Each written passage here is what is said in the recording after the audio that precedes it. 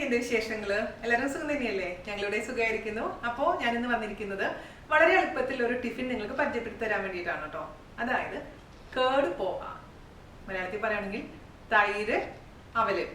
നമ്മൾ തൈര് സാദം ഇതിനു മുമ്പ് പോസ്റ്റ് ചെയ്തിട്ടുണ്ടായിരുന്നു, അതുപോലെ തന്നെ തൈര് വെർമിസില്ലി. അപ്പോൾ തൈര് സാദം എന്ന് പറയുമ്പോൾ നമ്മൾ സാദം എന്ന് പറയുന്നത് ചോറാണ് അല്ലെ. ചോറിന് പകരമായിട്ട് നമ്മൾ ഇവിടെ ചെയ്യുന്നത് അവലാണ് ചേർക്കുന്നത്. അപ്പൊ ചോറ് വെക്കാനുള്ള സമയം നഷ്ടപ്പെടുത്തേണ്ട, അതുപോലെ തന്നെ നമുക്ക് പെട്ടെന്ന് കഴിക്കാൻ തോന്നുന്ന സമയത്ത് ഉണ്ടാക്കാൻ പറ്റുന്ന ഈസി ആൻഡ് ടേസ്റ്റി ആയിട്ടുള്ള റെസിപ്പി. അപ്പൊ എല്ലാവർക്കും ഒരുപോലെ ഇഷ്ടപ്പെടുന്ന ഈ റെസിപ്പി നിങ്ങൾ തയ്യാറാക്കി നോക്കുക. അപ്പോൾ ഇഷ്ടപ്പെടുമെന്ന് തന്നെയാണ് ഞാൻ വിശ്വസിക്കുന്നത്. പിക്ചേഴ്സിന് വേണ്ടി ഞാൻ വെയിറ്റ് ചെയ്യുന്നു. അതുപോലെ തന്നെ കഴിഞ്ഞ ആഴ്ച പോസ്റ്റ് ചെയ്തിട്ടുണ്ടായിരുന്നു നമ്മുടെ പാരഗൺ സ്പെഷ്യൽ പച്ചമാങ്ങ പനീർ കറി. ഒരുപാട് പേർക്ക് ഇഷ്ടപ്പെട്ടു എന്ന് പറഞ്ഞാൽ സന്തോഷം. പക്ഷേ കുറച്ച് പേര് കണ്ടിട്ടില്ല, അത് വേറെ കാര്യം. എനിവേ, ഒട്ടും താമസിച്ചിട്ട് നമുക്ക് എങ്ങനെയാണ് രുചികരമായിട്ടുള്ള കേട് പോഹ തയ്യാറാക്കാം എന്ന് നോക്കിയിട്ട് വരാം. ഓക്കെ, അപ്പൊ നമ്മൾക്ക് എങ്ങനെയാണ് വളരെ എളുപ്പത്തിലുള്ള തൈര് അവൽ തയ്യാറാക്കാം എന്ന് നോക്കാം. അല്ലെങ്കിൽ നമ്മൾ എന്താ പറയാ, കേട് പോഹ എന്ന് പറഞ്ഞാൽ അവല്. അതിനുവേണ്ടി ഞാൻ ഇവിടെ എടുത്തിരിക്കുന്നത് 1 കപ്പ് അവലാണ്. ഒരുപാട് കട്ടിയുള്ളതല്ല, അതേസമയം ഒരു മീഡിയം തിക്നെസ് ഉള്ള അവലെടുക്കുക. വെള്ള അവലെടുക്കുക, ബ്രൗൺ കളർ അവലെടുത്താലും കുഴപ്പമൊന്നുമില്ല കേട്ടോ. ഞാനിപ്പോൾ ഇവിടെ വൈറ്റ് കളർ അവലാണ് എടുത്തിരിക്കുന്നത്. 1 കപ്പ് നമുക്ക് ഒരു പാത്രത്തിലോട്ട് ഇട്ട് കൊടുക്കാം. ഈ അവല് നമുക്ക് നന്നായി ഒന്ന് വാഷ് ചെയ്തെടുക്കണം കേട്ടോ. അതിന് വേണ്ടി നമുക്ക് കുറച്ച് വെള്ളം ഒഴിച്ചിട്ട് നന്നായി ഒന്ന് വാഷ് ചെയ്ത് കൊണ്ടുവരാം. ഇതിൽ കുറച്ച് അഴുക്കൊക്കെ എന്തായാലും ഉണ്ടാവാതിരിക്കില്ല. പിന്നെ എന്തെങ്കിലും നെല്ലൊക്കെ ഉണ്ടെങ്കിൽ അതൊക്കെ എടുത്ത് വാഷ് ചെയ്തിട്ട് നമുക്കിതൊന്ന് സോക്ക് ചെയ്ത് വെക്കണം. അപ്പോൾ നമ്മുടെ അവല് നന്നായി വാഷ് ചെയ്തിട്ടുണ്ട് കേട്ടോ. അതിലോട്ട് നമുക്ക് 1 ഗ്ലാസ് വെള്ളം ഒഴിച്ച് അങ്ങ് സോക്ക് ചെയ്യാൻ വേണ്ടി വെക്കുക. 5 മിനിറ്റോളം വെച്ചാൽ മതിയാവും. അതിനുശേഷം ഇത് വെള്ളമെല്ലാം കളഞ്ഞ് നമുക്ക് സ്ട്രെയിൻ ചെയ്ത് എടുക്കണേ. ഒരു 5 മിനിറ്റ് ഇത് മാറ്റി വയ്ക്കുക. അതാ നമ്മുടെ അവല് 5 മിനിറ്റ് ഞാൻ വെള്ളത്തിൽ കുതിർത്തിട്ടിട്ടുണ്ടായിരുന്നു. അതിനുശേഷം വെള്ളം കംപ്ലീറ്റ് കളഞ്ഞു. ഇപ്പം നന്നായിട്ട് ഇതങ്ങ് കുതിർന്ന് വന്നിട്ടുണ്ട് കേട്ടോ. 5 മിനിറ്റോളം കുതിർത്താൽ മതി. ഇൻസ്റ്റൻ്റ് ആയിട്ട് ഉണ്ടാക്കാൻ പറ്റുന്ന ഒരു ഐറ്റമാണ്. അപ്പോൾ നമുക്ക് ചോറ് ഉണ്ടാക്കേണ്ട ബുദ്ധിമുട്ടൊന്നും ഇല്ലെങ്കിൽ ചിലപ്പോൾ നമ്മൾ പെട്ടെന്ന് നോക്കുമ്പോൾ ചോറ് ഉണ്ടാവില്ല ഫ്രിഡ്ജിൽ, അല്ലെങ്കിൽ ഉണ്ടാക്കാൻ നിൽക്കണം. അപ്പോൾ ഏറ്റവും എളുപ്പത്തിൽ ചെയ്യാൻ പറ്റുന്ന ഒരു ടിഫിനാണ് കേട്ടോ. ഇനി നമുക്ക് എന്താ ചെയ്യേണ്ടത്, ഇതിലേക്ക് ആവശ്യമുള്ള തൈരും പാലും മിക്സ് ചെയ്ത് കൊടുക്കണം. ഓക്കെ, ഞാനിവിടെ 1 കപ്പ് തൈര് നന്നായി നടിച്ചു വെച്ചിട്ടുണ്ടേ. അത് നമുക്ക് ഒഴിച്ചു കൊടുക്കാം. ഒരുപാട് പുളിയുള്ള തൈര് എടുക്കരുത്. മിക്സ് ചെയ്ത് നോക്കാം. വേണമെന്നുണ്ടെങ്കിൽ നമുക്ക് എക്സ്ട്രാ ചേർത്ത് കൊടുക്കണം. കാരണം ഇതിലിരുന്നിട്ട് ഈ പോഹ അല്ലെങ്കിൽ അവല് കുറച്ചും കൂടെ ഒന്ന് വീർക്കും. അപ്പോൾ ഇപ്പം നോക്കുമ്പോൾ ലൂസായിട്ട് തോന്നും നമുക്ക്, പക്ഷെ കുറച്ച് കഴിയുമ്പോൾ ആകെ അങ്ങ് ഡ്രൈ ആയിട്ട് മാറും. അതുകൊണ്ട് എപ്പോഴും തൈരിൻ്റെ അളവ് കുറച്ച് കൂടുതലായിരിക്കണം. അതുകൊണ്ട് ഞാൻ ഇതിലോട്ട് കുറച്ചും കൂടെ തൈര് ആഡ് ചെയ്ത് കൊടുക്കുന്നുണ്ട്. അപ്പം മൊത്തം 1.25 കപ്പ് തൈരാണ്, ബീറ്റ് ചെയ്തിരിക്കുന്ന തൈരാണ് ഞാൻ ഇതിലേക്ക് ചേർത്ത് കൊടുക്കുന്നത് കേട്ടോ. അതിലോട്ട് ഞാൻ കുറച്ച് പാല്, ഒരു 1/4 കപ്പോളം പാലും കൂടെ ചേർത്ത് കൊടുത്തിട്ടുണ്ട്. നന്നായിട്ടൊന്ന് മിക്സ് ചെയ്ത് കൊടുക്കുക. ഈ പാല് ചേർക്കുന്നത് എന്താണെന്ന് വെച്ചാൽ ഒരുപാട് പുളി കൂടാതിരിക്കാൻ വേണ്ടിയിട്ടാണ്. പിന്നെ ആ കൺസിസ്റ്റൻസി ഒന്ന് കറക്റ്റ് ആക്കാൻ വേണ്ടിയിട്ടാണ്. ഇപ്പം നോക്കിക്കേ, നോക്കുമ്പോൾ ഭയങ്കര ലൂസായിട്ട് തോന്നില്ല, പക്ഷെ നിങ്ങൾ കുറച്ച് കഴിയുമ്പോൾ നോക്കുമ്പോൾ മനസ്സിലാവും ഇത്രയും ലൂസായിട്ടുള്ളത് കുറച്ചും കൂടെ തിക്കായിട്ട് മാറിയിട്ടുണ്ടാവും കേട്ടോ. അപ്പോൾ ഇനി നമുക്ക് ഇതിലോട്ട് ഉപ്പ് ചേർത്ത് കൊടുക്കണം. മിക്സ് ചെയ്ത് കൊടുക്കുക. ഇനി ഇത് സൈഡിലോട്ട് മാറ്റി വെച്ചതിന് ശേഷം ഇതിലേക്കുള്ള കാര്യങ്ങളെല്ലാം താളിച്ചങ്ങ് ചേർത്ത് കൊടുക്കാം. ഓക്കെ, ഞാനിപ്പോൾ ഇവിടെ താളിച്ച് ചേർക്കാൻ വേണ്ടിയിട്ട് ഒരു സോസ് പാൻ അടുപ്പത്ത് വെച്ചിട്ടുണ്ട്.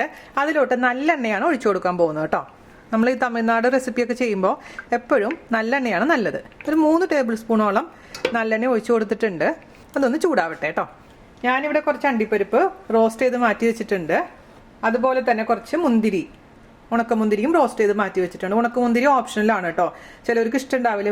ഇവിടെ പക്ഷേ എനിക്കും ജാൻചേട്ടനൊക്കെ ഉണക്കമുന്തിരി ഇതിലിടുന്ന ഇഷ്ടമാണ്. അതുകൊണ്ട് ഓപ്ഷനിലാണ്, ആവശ്യമുണ്ടെങ്കിൽ മാത്രം ചേർത്ത് കൊടുത്താൽ മതിയാവും. അപ്പോൾ നമ്മുടെ എണ്ണ ചൂടായിട്ടുണ്ട്. അതിലോട്ട് 1/2 ടീസ്പൂണോളം കടുക് ചേർത്ത് കൊടുക്കാം. അതൊന്ന് പൊട്ടി വരുന്ന സമയത്ത് അല്പം ഉരദ്ദാൽ, അതായത് ഉഴുന്നുപരിപ്പ് ചേർത്ത് കൊടുക്കാം. അതിലോട്ട് നമുക്ക് ഉണക്കമുളക് ഇട്ട് കൊടുക്കാം. ഇനി നമുക്ക് കുറച്ച് കറിവേപ്പില ഇട്ട് കൊടുക്കാം. തീ കുറച്ചാണ് വെച്ചിരിക്കുന്നത് കേട്ടോ. അതിലോട്ട് നമുക്ക് ചേർത്ത് കൊടുക്കേണ്ടത് കുറച്ച് ഇഞ്ചി കൊത്തിയരിഞ്ഞതാണ്. അതുപോലെ തന്നെ 2 പച്ചമുളക് ചെറുതായി അരിഞ്ഞത് ചേർത്ത് കൊടുക്കാം. വാട്ടിയെടുക്കാം.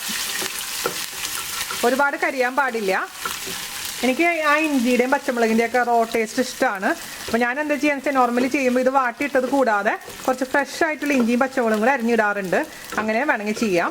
ഞാൻ ഇത്രയും ഓഫ് ചെയ്യാണ് കേട്ടോ.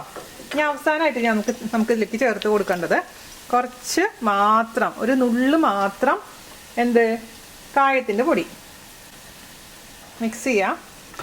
നമ്മുടെ പോഹയിലോട്ട് അങ്ങ് ഒഴിച്ചു കൊടുക്കാം. നന്നായിട്ടൊന്ന് മിക്സ് ചെയ്ത് കൊടുക്കാം.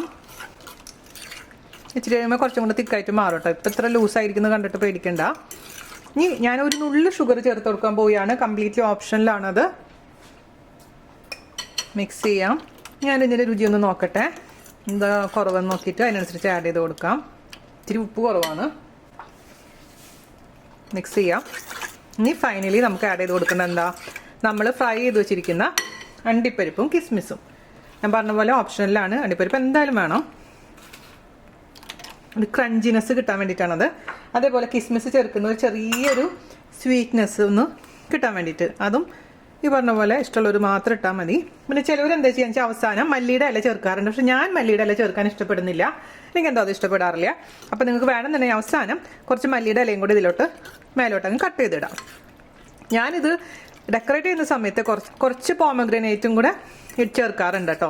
അതും എനിക്കിഷ്ടമാണ് കഴിക്കാൻ. കടിക്കുമ്പോൾ ഒരു പ്രത്യേക രുചിയായിരിക്കും.